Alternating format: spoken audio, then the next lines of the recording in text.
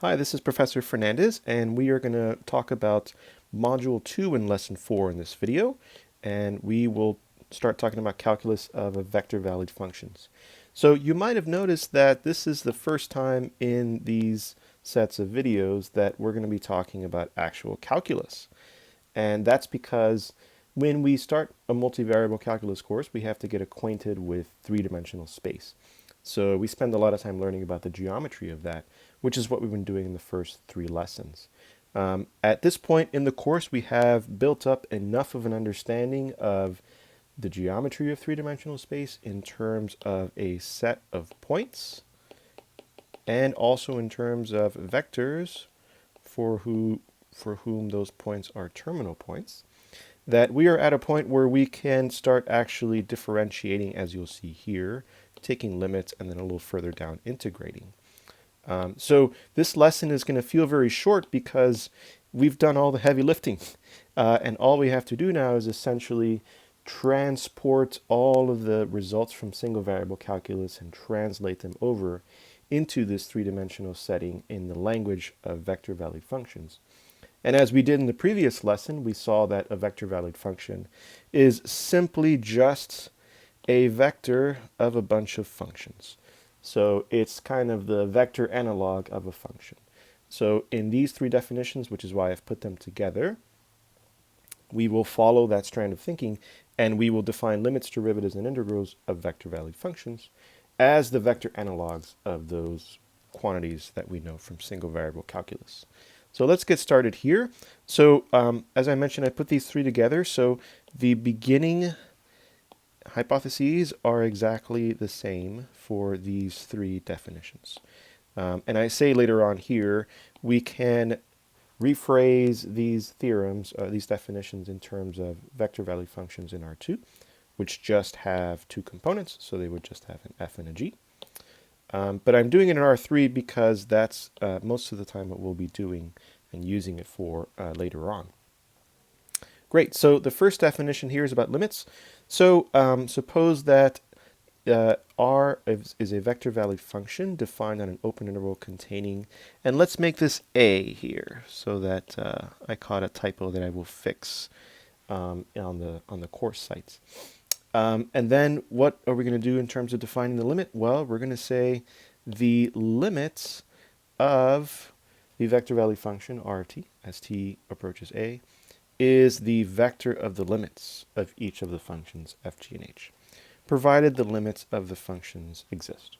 So that's pretty simple. So the limit of the vector-valued function is the vector of the limits. And same exact wording will apply here. The derivative of the vector-valued function is the vector of derivatives. And then here is a definite integral. The vector-valued function is the vector of definite integrals. And again, there's always this caveat that provided all of these things exist. So there's really not much else to it in terms of the definitions of these 3 concepts. But of course, there's a lot more to it in terms of visualizing them. So I do want to talk about that very quickly, and specifically this part.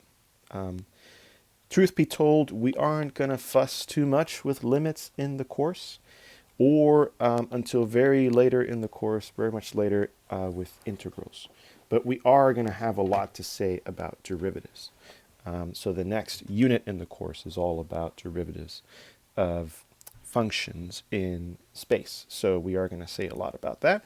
So let me just focus on that part of this three-part definition to give you some visual for what's going to happen here. Just like you might remember in the single variable setting, we define the derivative of a function in terms of a limit. And the limit looked like this. This was the limit of the difference quotient. A similar thing happens here for r prime of t. And if you look on page 639 of the textbook that I'm using for this course, the Apex Calculus book, you will see this and a bit more information if you're curious about it, a little more detail. So here is sort of the analog. And again, this is mathematicians doing sort of what we do best, which is taking something we already know and just generalizing it to a new context.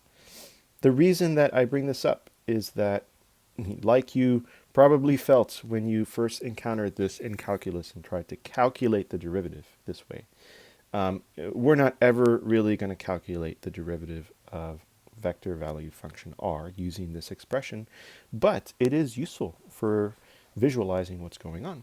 So I'm going to draw you a picture. So here is a set of axes, x, y, z, and then I'm going to draw a curve here, right? And then actually I'm going to duplicate this a few times so that you'll see why in a minute. I'm going to put it here, and then also duplicate that over here. Great. So now let's talk about a point here, and let's call this r of t. And then let's call another point a little bit further down. Excuse me. So as we saw in the previous video, when I draw a space curve, you can think of the time that it's taken me to draw the space curve as exactly where the r vectors are. So that's kind of what I'm going back to. So I've drawn here in the first picture two vectors that whose endpoints are on the curve. So I'm thinking of the curve now as being traced out by this vector valued function r of t as t increases. And what I'm going to do next is I'm going to draw the vector that is the difference between these two. So actually let me put it in, let's do black. So that vector here. So that vector is r of t plus h minus r of t. You can kind of see where I'm going here, right? So that's the numerator here. And then what am I going to do? So this is at a specific change in time value, right? So I went from t to t plus h. So my change in time here is h. So now what I'm going to do is similar picture. I am going to take that r of t and r of t plus h, and I'm going to take the difference, which is this, and I'm going to divide it by h. Because I'm thinking of h as small, and because when you divide something by a small number, it gets bigger, that means that the vector I get is going to get a little longer. Right? So this is r of t plus h minus r of t divided by h.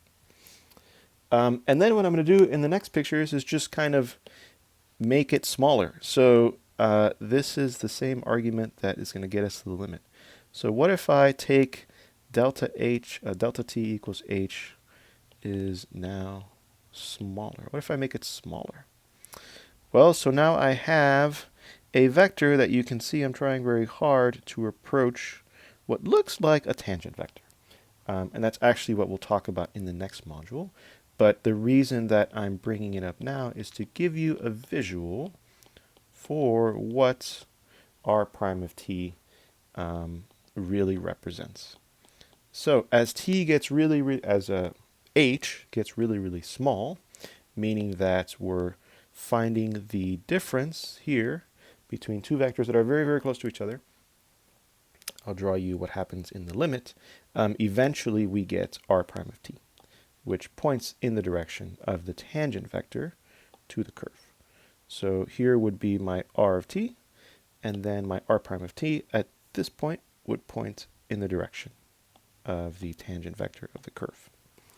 Great. So like I said, we'll talk more about tangent vectors in the next lesson, but this does give you a visual for what r prime of t is.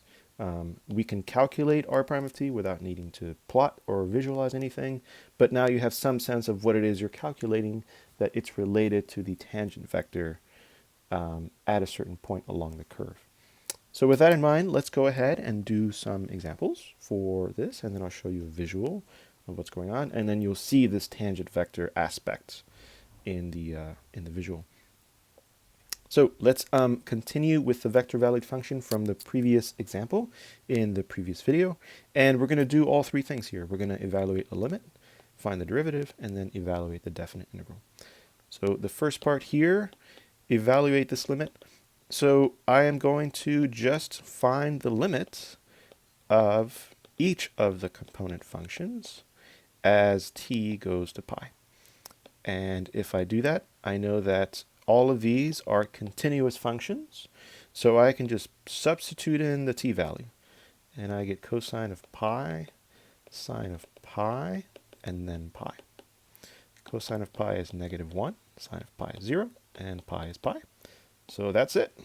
It really can be that straightforward. And the second part here, calculate r prime of t. I just take the derivative of each of the component functions. So derivative of cosine is negative sine, derivative of sine is cosine, and then derivative of t is 1. So that's r prime of t. And, this illustrates what I had said earlier. We can do these calculations and not really know what they mean. But that's one of the reasons why, after I'm done with this third one, I will show you the visual. Okay, calculate the antiderivative, the definite integral here. So I'm just going to integrate each one of these component functions. Integrate cosine of t, integrate sine of t, and then integrate t.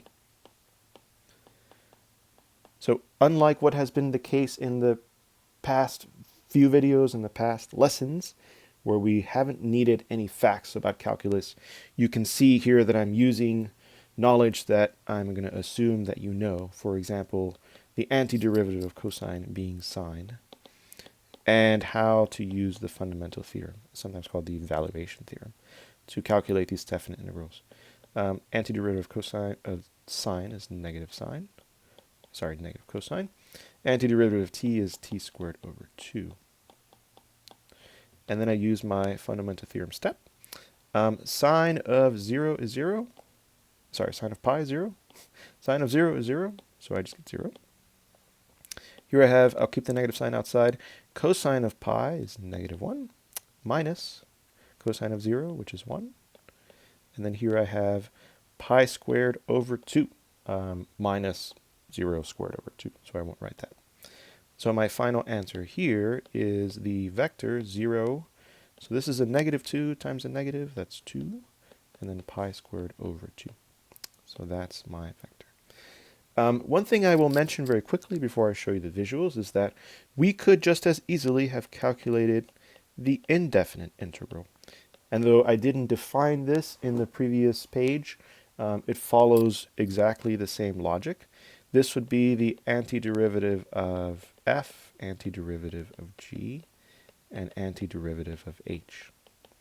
So same logic. We define the integral of this thing as the vector of integrals. Okay, last thing I'll mention here is that through exactly the same logic, many of the same integration and differentiation properties that we know and love from single variable calculus carry over.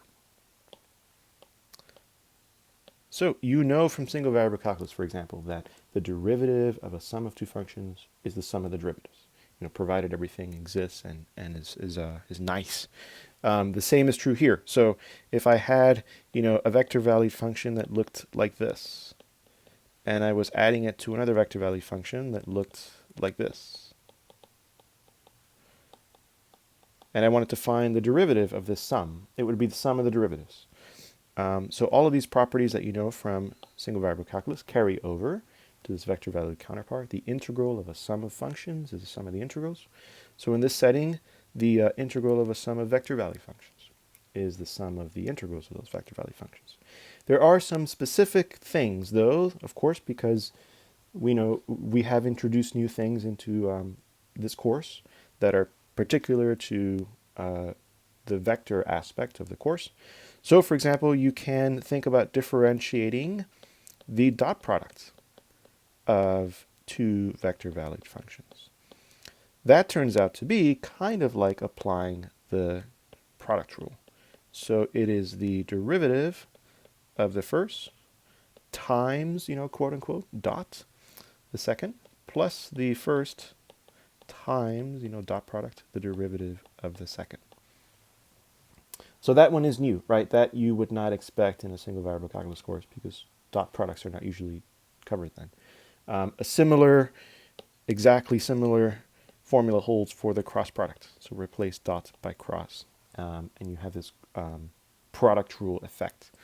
So anyway, I encourage you to take a look at these properties. These are on page 643 of the Apex book, and to perhaps play around with a few of them, just so that you can get a sense for what they feel like. So let me show you then the visual that I promised. So I'm going to go ahead and plot this. I've put it into our CalcPlot 3D, this nice website that I've been using. And I'm going to, we had talked before in the previous video about the fact that the space curve this generates is a helix. What I'm going to focus on now is this vector r prime of t. So let's switch over there. So here is the space curve. So I'm going to zoom in here.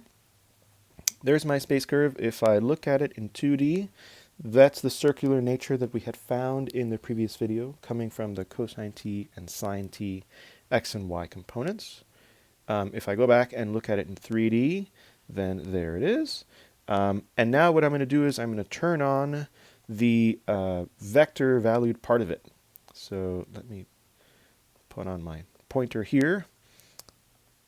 And I'm going to go over here and I am going to click this button, trace, so that it gives me the vector that I can see. So there we go. So I've clicked that button. I'm going to rotate things a little bit here so we can get a better view. So there's the helix, and the blue vector is r of t. So I'm going to move things around here, and you can see the blue vector starting to trace out the curve as t gets bigger. We now see the other two vectors that I've been ignoring so far in showing you these plots now become relevant. I'm still going to ignore the green vector. That's the normal vector. We won't really have a need for that. But the black vector, you can see now, is tangent to the curve. Again, we'll talk about the tangent vectors in the next module, but the black vector is r prime of t. So I'm going to look at this in 2D here so you can see a little bit more clearly what's going on. So this is the view from above. If you went to z equals 4 pi, which is the extent of z, if you went to z equals 4 pi, which is the largest z value, because this is the largest t value, and then you looked down onto the xy plane, this is the projection you would see. You would see the circular nature. You wouldn't see the helix coming up because you're looking down. So if you did that, this is the picture you see, and then you still see that this, a little more clearly, this black vector is the tangent vector as I go along the curve. This is the r prime of t vector. In this particular example, the length of r prime of t is constant. You see that even as I move around, r prime of t does not change length. That is a very special fact. If I go back to my calculations, very special fact coming from here. So if I were to calculate the norm of r prime of t, I would get the square root of negative sine t squared plus cosine squared t plus 1 squared, right? And this is equal to 1 plus 1, which is 2, so this norm is square root of 2. So what that's telling me is that the norm of this r prime of t vector is constant. Doesn't matter what the t value is. So that explains why it goes around, even as it goes around, it stays constant. So going back out to 3D, you can see then how this tangent vector, this r prime of t vector, is always tangent to the curve. And then again, r here is, r of t is the blue vector. Okay. All right, so I had put up another curve here, so I'm gonna turn that curve on, and I'm gonna turn this one off. So this is clearly a crazier curve and much more interesting than the helix, although helices are also interesting. So there's a lot of craziness going on here. So let me just go through really quickly and turn this off and talk about the curve itself. You'll notice over here that the curve is defined in terms of a lot of periodic functions, sines and cosines. So you see a lot of periodicity here. So the curve will start kind of tracing itself out like that. If you look at it in 2 dimensions, this looks also kind of strange. You might have seen something like this, maybe if you have studied polar coordinates or the polar view back in a Calculus 2 course. But anyway, let's go back to 3 dimensions. And what I want to do now with this crazy curve is I want to turn on the actual vector valued view of it. So again, the blue segment here, the blue vector here, this is r of t. And now we know that the black vector is r prime of t. So this points in the direction of the tangent vector to the curve. So as I move things around here, you can kind of see, you know, it's going to be a little hard to see here to get the right view, that even right there, right, the black vector is tangent to the curve. So let me make the curve be the same color. Actually, that's a little confusing because the curve is blue, and so is the vector. Okay, that's a good angle. So you can see that the r vector here is tangent to this portion of the curve. So now I'm going to go over here and I'm going to move it a little bit. So we can see that as the curve is traced out, see the r vector is still tangent. It continues to be tangent. So let's look at this in 2D to wrap up here. You can see that the r vector is the r prime vector, which is the black vector, is always tangent to the curve. However, you now see that the length of that black vector changes. That's because if you were to calculate the norm of first the derivative of this and then the norm, it would not be constant. So it really does depend on where you are along the curve. Last thing I'll say about this is you could think of this as if there were a particle that were being moved along this blue curve. And the r prime vector would then give you some information about the velocity of the particle. So if the length of the black vector is small, then the particle's velocity is small. If the length is large, the particle's velocity is large.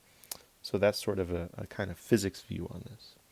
Okay, going back to the lesson, doing our recap, we learned that indeed everything that we know and love from single variable calculus in terms of limits and derivatives carries over in a very natural way to vector valued functions.